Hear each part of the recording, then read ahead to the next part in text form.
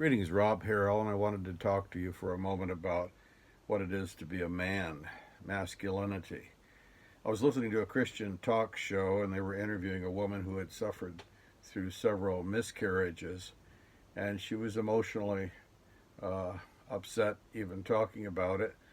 And she was expressing in a nice way that her husband had expressed his emotion initially, but then toughened up.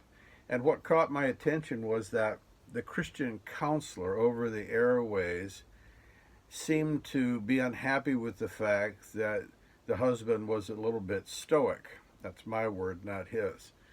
And he said essentially this: he seems like he knows how to be strong, but he doesn't know how to be weak.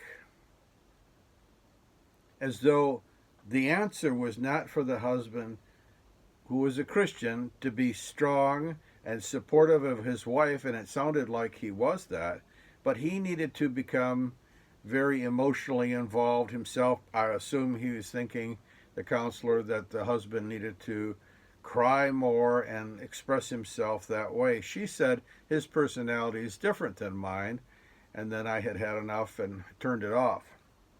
But that got me thinking about this matter of what it is, again, to be a man. We live in a time when masculinity is under attack. It is not popular. In fact, it's absolutely viewed as wrong and detrimental to society to stand up and be an old-fashioned kind of man like we knew of years ago.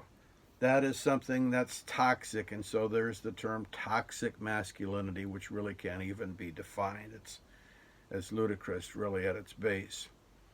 And technically speaking, a man is an adult male human being, and traditionally he's been associated with certain qualities as bravery, as with strong spirit, as with toughness, strength, and even aggressiveness. None of this, of course, is popular in today's culture in the West. And I'd like to say three things about being a man. This is for anyone who can listen and take it in, and some of you might even be upset even hearing it, but I'm going to state three things briefly about being a man. First of all, a man is. A man is. A man is something that's, in the final analysis, indefinable. It is beyond our capabilities to truly express the greatness of a man, and a woman as well, for that matter. To put it in simple terms is almost to do damage to the whole notion of being a man. But a man is. A man knows that he's a man. A man accepts the fact that he is a man. A true man does not try to play the woman.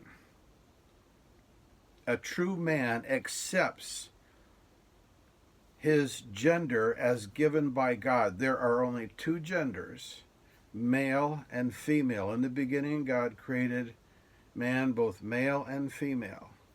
He accepts at his core that this is who he is. He begins as an infant, he grows up being a boy, and then a teen, and then an early young man, and then eventually a settled male human being, oftentimes taking care of his family. A man is. Again, that's something that's really almost indefinable.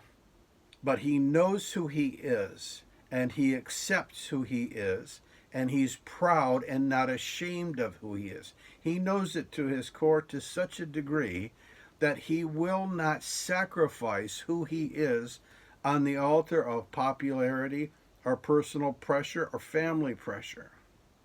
Secondly, a man does.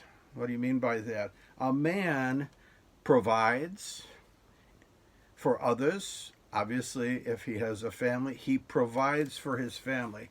There's a verse in the New Testament where Paul writes to Timothy, and he says, a man that will not provide for his relatives, especially for his own family, He has disowned the faith and is worse than an unbeliever. That's in 1 Timothy chapter 5. He has disowned the Christian faith. He can't consider himself to be a Christian when he won't step up to the plate and do what he needs to do in terms of providing for his family and loved ones. He provides. With that, too, he protects. Yes, these are traditional concepts, but these are true. A true man will not let his loved ones be hurt. Now, how that plays out and how the man takes steps in doing that, that's individual. But a man protects those who are his own, one way or another. And with that, too, a man cares. A man does, a man cares. That's part of his doing. He does not just let people go and suffer without helping them in some way. A true man steps in. You see, a man accepts responsibility. He does. A boy avoids responsibility. A woman often looks to another to help them with their responsibility. A man steps up and says, I will do it. He does. Thirdly, a man stands. In other words, he believes. A true man has principles. He stands. He knows in time what he believes and what he doesn't believe. He knows what he accepts as true and real and meaningful, and what he does not believe, no matter what people say. Now, this puts him oftentimes in a very precarious place. That does not always mean that, again, people will agree with him because he takes a particular stand. Of course, this gets into morality and ethics and Christian faith, as we talk amongst Christians here. The man who takes his stand takes a noble stand. He takes a stand for what is right and what is true. And that takes, again, courage. You cannot be a man without, in some way or another, being courageous.